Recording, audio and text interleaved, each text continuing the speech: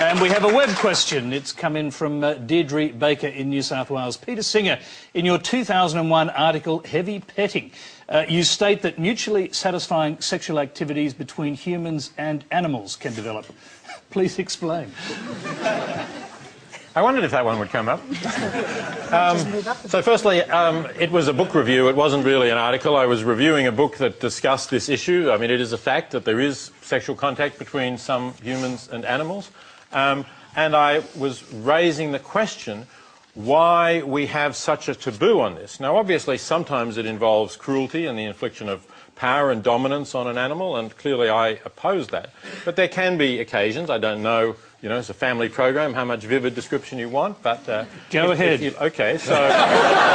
Speak for yourself! Speak for yourself! This is really interesting, by the way. I'm clearly not on American television tonight, because no American host would have said that. Okay, so here's an example. A woman has oral sex performed by her dog, okay? Brings new meaning to doggy style.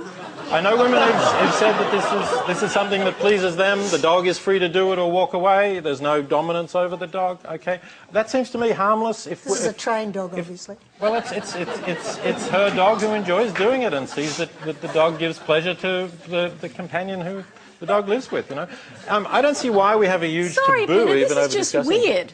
It's just weird. It's not common, but is it wrong? Is the question? Right? Jay, this is your territory. I'm not.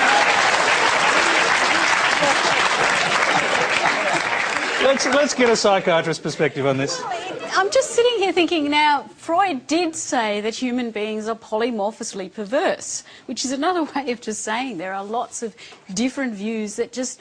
Sometimes you have to draw the line and go, that's weird. But is it wrong? Would you want to cure a patient, or would you want to make a patient... So suppose, I mean, I've actually... I'm not going to cure anyone who doesn't want to be cured. Right, exactly. That's the other side of it. So since I wrote this little piece, I've had people, sex therapists, come to me and say that they've had patients who were tortured with guilt because they got some sexual satisfaction from contact with their animals, and their lives were miserable. And they gave them my article, and that helped them because it helped them to see that other people were doing the same sort of thing.